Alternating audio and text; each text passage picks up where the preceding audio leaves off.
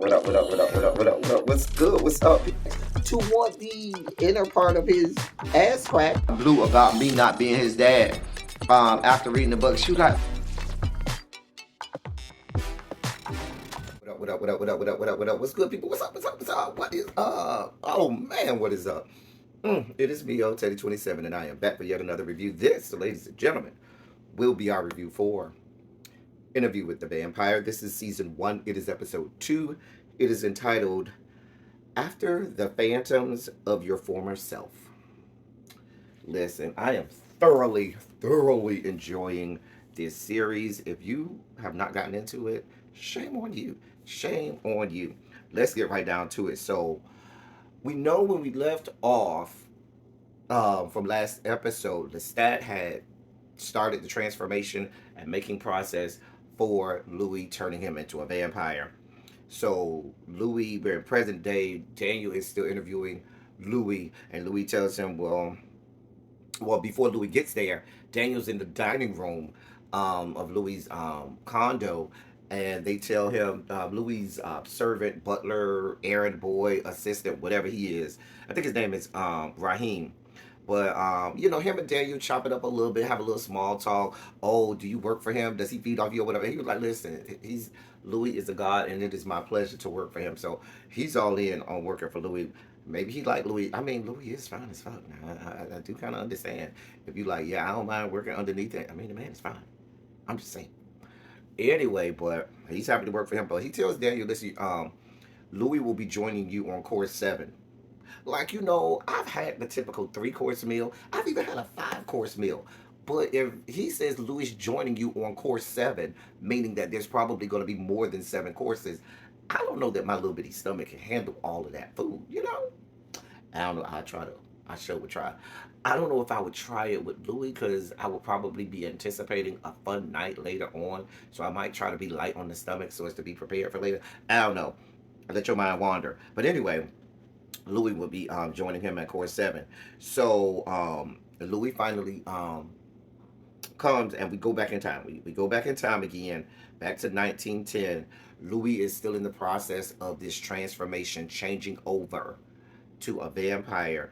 Lestat explains to him what's going on. He's vomiting. He's literally dying before he is brought back as a vampire. And so Lestat is disposing of the bodies of the priests at the cemetery, throws them in one of the open open graves or what. In New Orleans, unlike a lot of places, they have their graves above ground. They don't dig underneath the ground. I think it's, if I'm not mistaken, is because of where it sits with regard to sea level. Like, there are certain parts of Miami where I'm from. If you dig too far down, you're gonna hit water because you're either at sea level or below sea level in certain areas. And I know certain areas of New Orleans, if not all of it, are literally below sea level. So if you dig into the ground, you're gonna hit water. So I think that's one of the reasons why they bury their people above ground. So he's putting them in one of the cemetery plots or whatnot. The 2 priests. Louis is vomiting and all of this. I mean, he's really going through having a good time. But at a certain point, Louis, I guess, I don't know if he fully transitioned, but he like sits up on one of the graves, and you see his eyes have gone from like a typical black person has dark brown eyes. His eyes have gone from the dark brown to now they're, I don't think they're quite blue. They're like almost like a golden color. Sometimes when I look at it, they look kind of blue. Sometimes when I look at them, they look kind of golden. But they're definitely not the typical eyes that you see um, on a person. So, and he's looking at everything, and now all of his senses are heightened. Like, there's glow around all of the lights and everything. Like, he's all into it. Like, he's real high and drunk off of the blood of Lestat. So we then see Lestat starts to take Louis around town and just teach him all about how to do this thing. How do you become a vampire? And part of it is that. Part of it is also the courtship. He not only was Lestat's maker, but that was his lover, his boyfriend. So there's this growing together period, this courting period where you're spending this time, just getting to know each other. So they're hanging out. He's teaching Louis how to be, Lestat is teaching Louis how to be a vampire and so forth, and telling him all of the different things that he needs to know, what to do, how to do it, and how to navigate through what is going to be, the rest of his life as a vampire. So they go to this bar, and because Lestat knows Louis is hungry, and man, let me back up. Mind you, when they were at the grave site and he was getting ready, he was trying to bury the priest. Lestat was. Louis sees a pool of the priest's blood, that's dripped on the ground, and he goes and tries to eat it. Lestat stops him because he teaches him, hey, you can only eat the blood of fresh blood of live people. You cannot eat the blood, or not eat or drink or feed off of the blood of a dead person or dead animal. You'll die. So they we see them as the status taking Louis around. They go to this bar, and there's some Navy shipmen there, and there's this one guy, this one white guy, who's really gregarious. You know, he's the life of the party. You know, everybody's singing with him. You know, the whole bar is fixated on him, and that's the one who Louis kind of wants to go after and feed off of. And Lestat was like, nah, he's the wrong person. Even if we do kill him, people will be looking for him all over the place because you know he's a military person. And he starts to teach him you can't just kill everybody because they look good or they smell good or you're drawn to them. You have to be strategic in this stuff because you don't want to just start killing people who everybody's looking for because now everybody will start to notice you. And vampires are supposed to travel in the shadows. They're not supposed to bring and draw attention to themselves. So he teaches them that. So they end up going, they settle on this salesman who's sitting at the bar trying to, and salesmen like to talk. So he's selling, tractor trailers and talks about his daughter and he's going to buy his daughter a pony and all of this stuff. Um, and we noticed that they go and they take the salesman home and they feed off of the salesman, and we get the first glimpse that there's a problem because after Louis feeds on the salesman, he gets that kind of dirty feeling. You know the feeling that you get after sex, after you have your climax, you all of that stuff, you ejaculate, your climax, whatever you do, and that feeling in the aftermath where you feel like, yeah, I probably shouldn't have did that, or yeah, this doesn't feel so good afterwards as it did during. You kind of get that feeling from Louis after he feeds off of the salesman. Like he kind of looks at him like, wow, I just really killed someone, and he's not cool with it. You see the first glimpses of him not being cool with that. So then Louis Louis tells him, listen, I gotta go home, I gotta see about my family, I gotta go see my family. And Louis goes out there not knowing that it's broad daylight, he can't go outside. So Louis goes out there, he storms out, he pushes Lestat and throws him across the room because now he has this super strength and goes outside. And as soon as the sun gets on him, he starts burning. Like literally, his skin starts to turn to ash. It almost looked like when in Avengers when what his name snapped his fingers and everybody started to turn into ash or whatnot. It almost kind of looked like that. And so well, I can't think of that man's name who snapped his fingers. Shoot. Thanos. I'm saying thank you like y'all. That's a lot, but Thanos. That's what I'm thinking about when Thanos snapped his fingers and people started to turn into ash. That's kind of like what looked like what's happening to Louis as he's burning in the sunlight. And so Louis, then races back to Lestat's and he opens the door and Lestat takes him upstairs and shows him his coffin and invites him into the coffin and says, I'll even let you take the top. But this was the proverbial, and Louis even remarked in present time with Daniel, that was him inviting him into this whole world, this whole life, him agreeing to go get in that coffin, him agreeing to become a vampire. Everything was of his own free will. And so Louis talks in present day to Daniel about how it just happened too fast. It was way too much going on just for him to just have been transformed that one night. The whole murdering of this salesman, the whole killing of the priest, the drinking of the blood, the finding out that you can't go on the side. It was just so many things happening at one time, and just too many feelings, emotions, too much of everything going on. And it might have been too fast for him.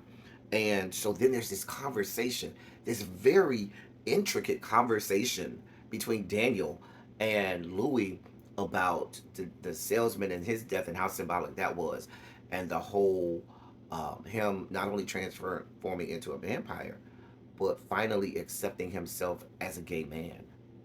Because even with him, remember when he had sex with Lestat that first time, he said, I'm never doing that again, and never went back and was avoiding Lestat, if you remember, and was not accepting of his own sexuality. So now, by him agreeing to be transformed into a vampire, it was metaphoric for him agreeing to this transformation with inside his own brain, head, psyche about who he was, that he wasn't his former self, this alleged straight man, that he was this gay man. So there was a dual transformation going on at the same time.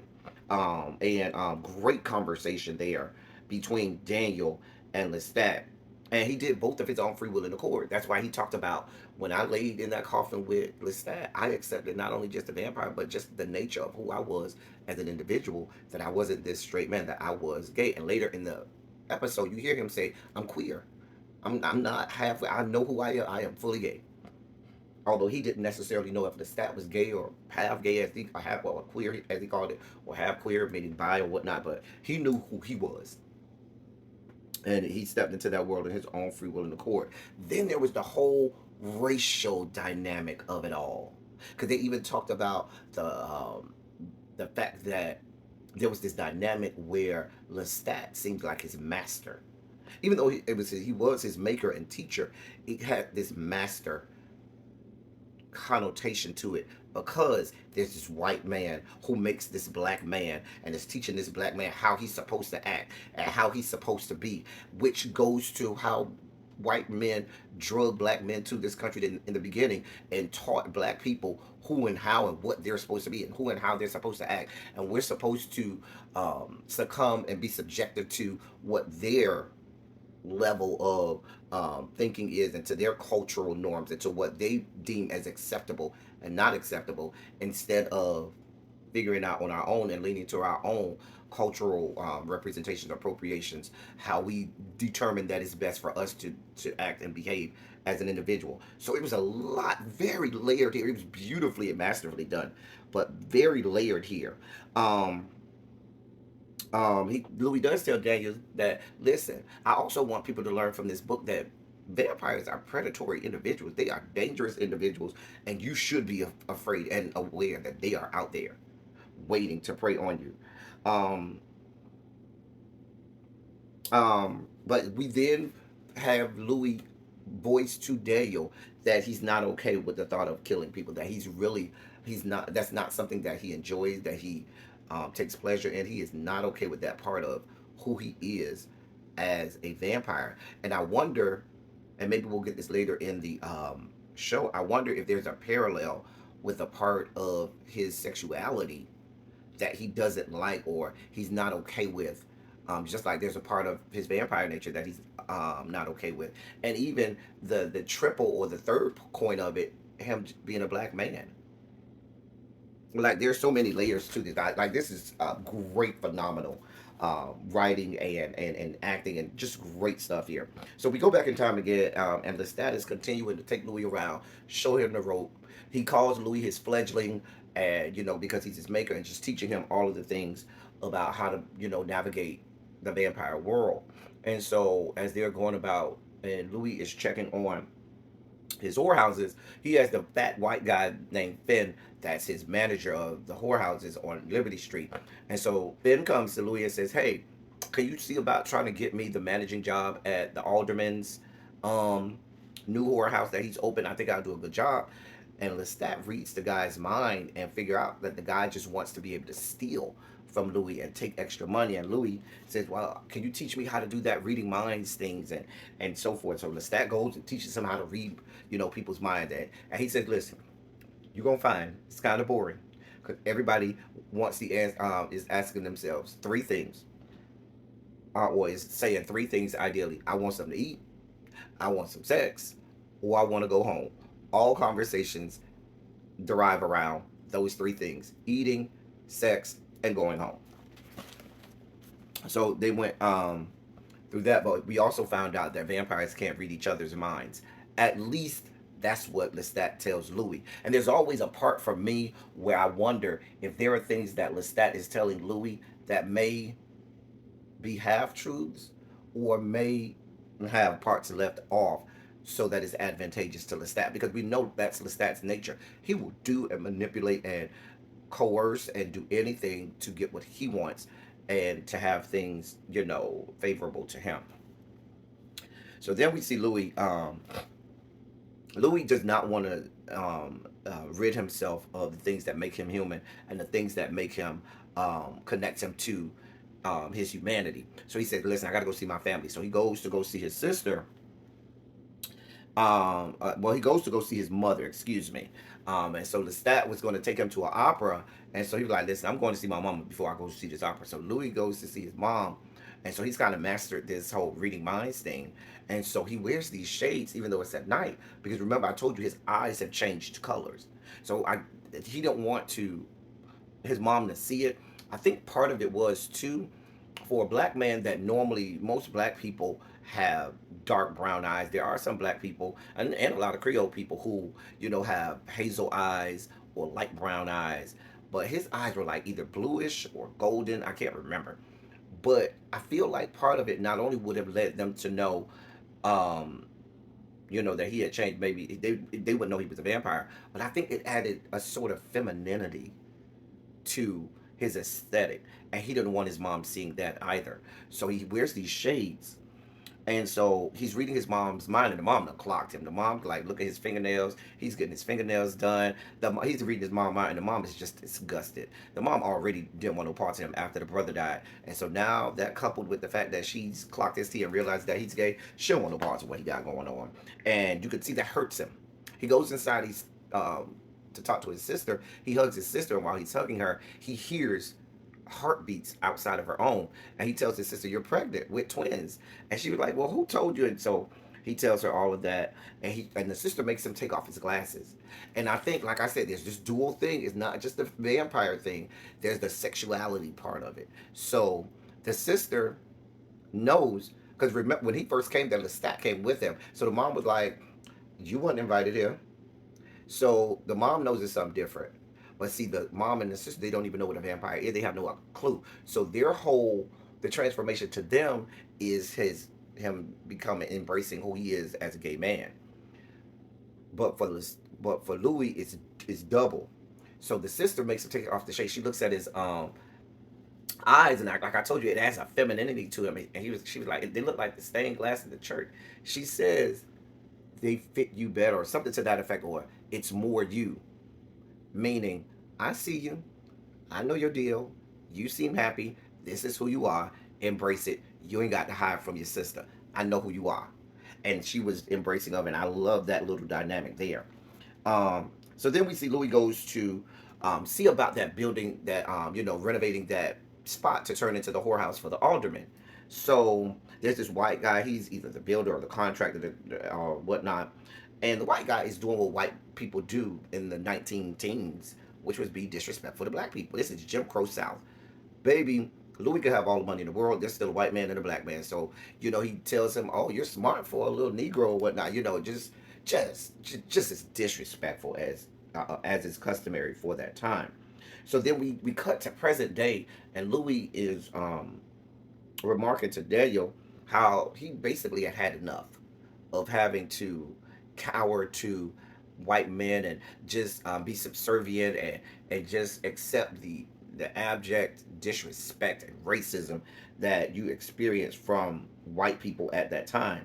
And now that he has these newfound powers and so forth, he had a whole lot of revenge that he wanted to impart. So we end up the white man over there peeing, and he goes and kills the white man. And so Lestat ends up having to come help him get rid of the body, and Lestat reprimands him. And Louis gets upset. He was like, "Well, what did the man do? He told me I did a good job." And Lestat is like as if he doesn't understand. But to me, because Louis explained to him the disrespect, and Lestat kind of brushes it off like, "Oh, this again." And so Louis, you see him getting so upset, and so I wrote down that um Lestat either doesn't fully understand the racial dynamic in America or is willfully dismissing it. Willfully. So there's that whole thing. But Lestat goes off and said, "Listen, people are gonna be looking for this guy. This ain't no regular person. People are gonna start looking for him." And he was trying to help him remember that you just can't go killing everybody because we don't need people around here looking at us crazy. We don't. Nobody needs to know that we're vampires. And so they have this whole argument. He keeps calling him a fledgling, which triggers Louis because Louis like, That shit sounds like you're saying slave. And you're a white man, and I'm a black man. I'm queer. You're probably half queer, whatever you are. You're white. You're French. I'm Creole. It's a whole big difference between you and me. So when you're using that term fledgling, I feel like you're calling me a slave, and I feel like you're telling me I need to be subordinate to you, just like this white man over here was. So there's that whole. Now we're getting that, and that to me, that's where you see there's not just double sided to this. It's not just a vampire and the gay thing, but there's the racial dynamic. And I think that with them making Louis black adds a whole nother dimension and dynamic to the story, which meshes beautifully with the time period. So then we later see Lestat and Louis later that night. They go to their coffins, and Louis is mad. He is incensed. He in his coffee, he ain't talking to Lestat. Lestat is like, listen, I don't mean to make you angry. I don't like going to sleep angry. What do I need to do? How do I make this better? And Louis says, help me buy, and I can't remember the name of the whorehouse, but if you remember, there was the whorehouse that Louis was the only black man that they allowed in there, the one where Lily worked at. And so he'd be like, I want to buy that one. Can you help me buy it? Well, I'll do it myself. So Lestat is like, listen, you know I can't tell you no. Which is partially true. But I think if you notice, every time Lestat pisses Louis off, he does something extraordinary or something really big to try to make up for it. And if you remember when he pissed him off at the family's house last episode, that's when they had sex because he had brought Lily over to his house.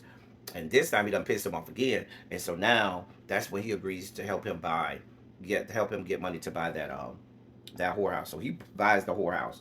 Um and he talks about lists. I opened it up and gave black people access. Anybody who had money, they could go there. It still was high class and upscale, but it was not closed off to black people. He even had some of his girls from his Liberty Street whorehouses come and work there. And so he talked about he made a whole lot of money during that period. I think he said it was 1912 to 1917, and was even able to pay Lestat back, and kind of used it as a cover of to try and find people that he could feed. Lestat could feed off of. So then Louis, and let me add this too, and the importance of that is, that's how nobody made any mention when Lily got killed. These are people who frequent whorehouses that if you turn up missing, it ain't gonna be a whole lot of people, that distraught. So we see Louis goes to go see his sister, okay? So Louis goes to go see his sister. His sister done had the twins and done had a whole nother baby. Baby name is Benjamin. They call him Benny. So Louis goes to go see the sister. And the sister asks him, are you still with Lestat? And he looking at her like, girl, you know my situation. Remember I told y'all earlier, the sister had already, clocked his deal earlier. So he was like, girl, you know my situation. Yes, I'm still with him. Ain't nothing changed around here. Anyway, so they're talking, and she's holding the baby and so forth. So the sister says, listen, let me fix you some gumbo. Made some gumbo earlier, it was real good. Let me fix you some. He was like, nah. She was like, you know how black women are. Black people in the South, they ain't gonna let you leave their house without eating. I'm just telling you what I know. You gonna get something to eat before you leave this good house. So she goes, she says, hold your nephew. So he's holding the nephew while she goes to go get something to eat. Something for him to eat the gumbo. Baby Louis starts to sniff, and he starts to smell that baby's blood, which is probably not as messed up as our blood. You sniff my blood, you ain't gonna taste nothing but alcohol and sin. Some people, you taste their blood, you gonna smell weed, every illicit drug known to man, and debauchery, and just but the purity of that baby's blood. Oh, he started to have cravings for his own nephew, which started to scare the shit out of him because it's almost like he couldn't control himself. Grace comes back. His sister Grace comes back and just interrupts this whole craving that he's having. And so they start to talk some more. He's still holding his nephew, still smelling and having these cravings. And then the twins start, you hear the twins crying in the background. The husband say, hey, come help me with the twins. So she was like, hold on, I'll be right back. And goes to go see about the twins. And baby, that craving started to get so bad. You see Louis start to drool, and they cut the present day. Well, but before they cut the present day, Louis and Grace start having this conversation. She referenced something about him going in the other room and going to talk to their mama, and both of them looked at her like, looked at each other like, mama don't want no parts of me. And we talked about earlier, the mama done threw up her hands with him. She don't want no more parts of him. And so, but it cuts to present day, and Daniel's having this conversation with Louis. They're in the middle of the interview, and Louis tells him, listen, I haven't killed anybody since 2000. Daniel is like, did you kill the baby? Did you eat the baby? So Louis goes on this tirade about how, with Daniel about how present day vampires are using the pandemic as a way to go on these killing sprees now, and they're killing more people, they're making more people into vampires, and they're utilizing you know the pandemic as a way to kind of just be wild and out of order. And we learned that Louis has these what he calls a farm, where he has animals that he'll feed off of, and I'm assuming that that also includes people that he feeds off of. But we find out he doesn't kill them. So a guy comes, they fix Daniel a drink, and so Louis is going to, I guess, have his drink, which was this buff white guy comes, and Louis, drinks his blood but doesn't kill him. The guy tries to talk to Daniel and have a conversation. Then the guy goes off, and the guy passes out because Louis done drank too much of the guy's blood. The guy doesn't die, but he done fed a little too much. So Daniel says, "You might have a drinking problem." But he wanted to start to let Daniel know, listen, yes, I'm a vampire, but I'm not like these other vampires. There is humanity in me. Daniel is not trying to hear it. Daniel sees him as this killing machine, this vampire, this predator, and Daniel wants no parts of it.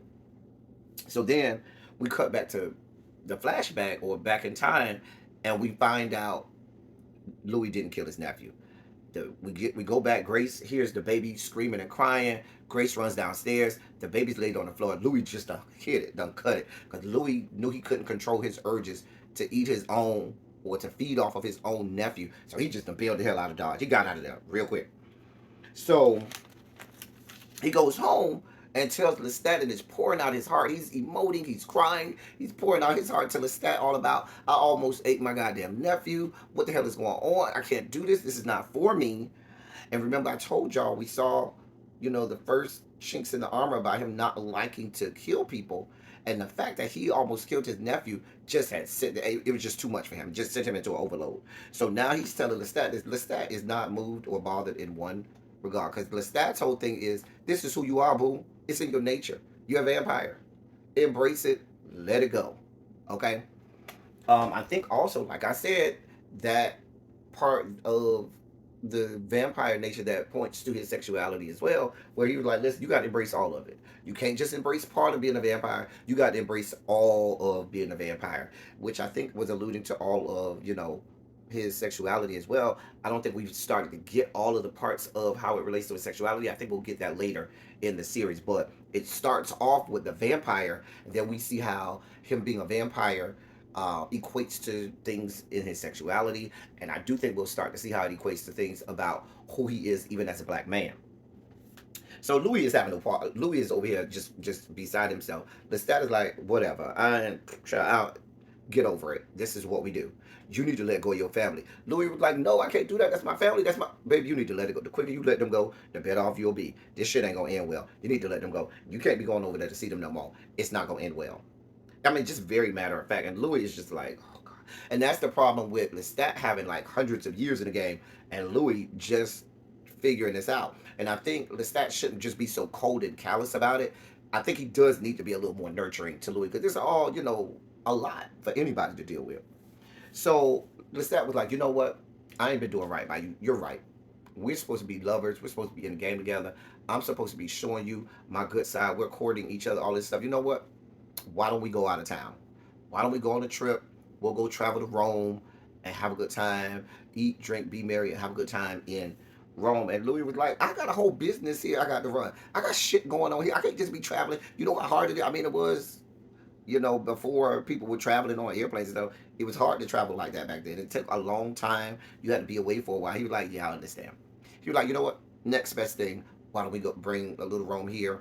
Go see an Italian opera. So they settled on going to the opera. You can kind of tell Louis wasn't here for the opera, but that's something that Stat was into. And he was like, okay. So they go down to this opera. Opera's on the white side of town. Louis don't got no business in there. He a black man. So what ends up happening is Lestat done bought out a whole box. Louis has to act as if he's Lestat's valet, because black people not allowed in there unless you working for somebody. So Louis acts like he's Lestat's valet. Louis will stand in the back of the box until the lights dim, and after the overture is over, when at that point everybody's focused on the opera, and nobody will notice that he comes down and sits next to Lestat. Sits down next to Lestat. And we find out that Lestat even has something that makes him human. He has a humanity about him, and it's music. Now, y'all know the biggest of demons and devils. Music will soothe even them. Hell, Lucifer was the angel of music, and so forth before he was cast down into hell, according to biblical stories. So Lestat loves music, and Lestat had told Louis all about how, hey, we're going to go see this opera. I know the guy who wrote it. I was there when he wrote it and unveiled it, and told him all of this stories. That he said, we're going to go see this wonderful camp um, that does this opera, and the soprano there is wonderful. So they go and listen, and the soprano, she is heavenly. Listen, she has a beautiful voice. We'll get back to her in a second. So Lestat, while the opera's going on, starts to have this conversation with Louis about one thing you have to accept and understand as a vampire is lonely. Lonely as hell. And he says, you help me deal with the loneliness. As long as we're together, we become betrothed to each other. We are destined to be together. Neither one of us have to be lonely. We can stay with each other, be lovers, be everything, be that thing that keeps each other from that loneliness. So Louis said, well, about how many of us are there out there? He said maybe 100 or so, not that many, which is a stark difference from what Louis was talking about earlier when he said, listen, they're out here making vampires all over the place now. So now, we're over 100 years later during the pandemic. So back to the music. So Lestat loves music. Louis remarks how Lestat was just the music is the one part of the humanity that he kept. And so this woman is just singing her heart out. She's a beautiful soprano, but in the opera there's a tenor. The tenor, he ain't so beautiful aesthetically, and his voice damn sure ain't that beautiful. And I think they did that on purpose. But he wasn't the cutest thing in the world, but his voice wasn't cute at all. And so Lestat gets incensed, enraged. He cuts his own finger, and because he has the actual sheet music there, and everywhere the tenor misses a note, he'll mark it with his own blood. So the curtain goes down. Lestat, Louis said, I knew right there he was going to go on the hunt for this man. Sure enough, after the show is over, everybody down at the bar drinking, he gets the man to come home.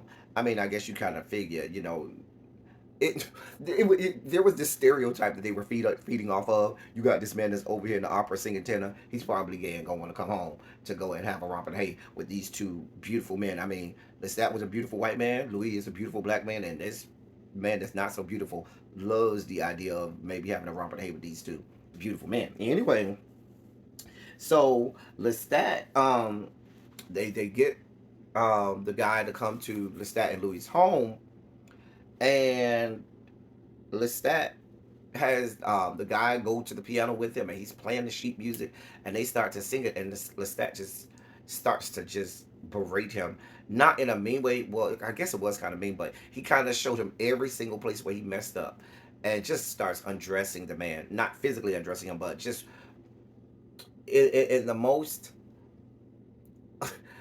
upscale, proper, and fancy way, just really undresses the man, telling him every place where he messed up in the music. Next thing you know, bam, that stabs the man in the throat, so that, and conveniently stabbed him so the man wouldn't bleed out real fast, but couldn't speak either, and where it was going to be a slow death. And so Louis, while Lestat starts feeding on him, Louis remarks that he could see the man's thoughts, and he started reading the man's mind and seeing all of the man's life flash before his eyes. And it was at that moment Louis realized, I can't do this shit. Like, this is not me. And he and Lestat get in this whole big argument about Lestat saying, you need to accept your nature, accept who you are. You are a vampire. You got to kill people. Get over it. And Louis was like, no.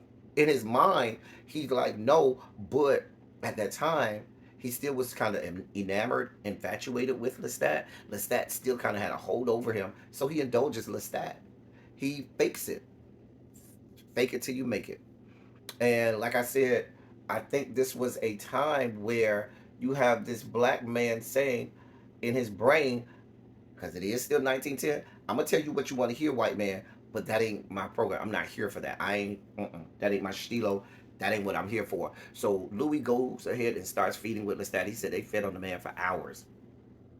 And, but he knew from then on, I'm never going to be Lestat. I'm never going to be okay with this. I'm never going to like it like that. And so he just does it just so he doesn't disappoint him. And so then we get to present day. And in present day, Louis and Daniel are sitting there, and they bring dessert. And Louis tells Daniel, listen, once a week I always eat human food. I always eat human food once a week so I can keep that part of my humanity, or keep that part of me here. And he asked him what it tastes like. He said it tastes like paste or chalk. But they start to eat it, and Daniel tells Louis, this is the meal. I mean, this is the dessert that I had when I proposed to my wife. And so you see Daniel closes his laptop and, stops the interview. To me, I saw that as someone, I do interviews. And what you like to do in an interview is you like to find someone's soft spot, the chink in the armor, the thing that's sensitive to them, and exploit that, and find creative ways to get them to let their guard down so they can reveal that sensitive spot, and you can begin to exploit it, because it makes for a great and phenomenal interview. But in this instance, instead of Daniel doing that, he kind of appreciated it, because here it was, he's sitting across from this man who could, at the blink of an eye, kill him, end his life. But there was this human aspect to Louis that you could see at that moment Daniel appreciated. When Daniel first got there, he was still kind of off-putting with Louis, still kind of saw him as this predator that just was this killing machine, and Louis was trying to keep helping him understand, that's not me, that's not in my nature, that was Lestat, that's not me. And I think at that moment, when they're eating that dessert and he closes the laptop, Daniel kind of says, okay, I kind of see it, and it goes off from there. Listen, y'all, listen, I am so enjoying this whole series. I think there's so much more they can do with this, now that it's a series and not a movie. Just all of the different aspects of who Louis is now, and us being able to see him come to terms with him being a vampire. And I want to see how they flesh out the whole mirroring, or it being a metaphor of him coming to terms with all of his sexuality. And I do think that there will be parts of it that symbolizes or is emblematical of him as a black man, as being a black person here in America, and that whole dynamic. Even though at the time they're set in Dubai, but his, life in America as a black man. So I'm excited to see where this goes. Listen, y'all get in the comment section and tell me what y'all saw. Tell me y'all comments. Tell me if I got it wrong, you disagree. You know how we like to do good about what we saw. That's all I got for y'all. All right, until next time, that's all I got. Thank y'all for coming. Y'all drive safely. I'm out.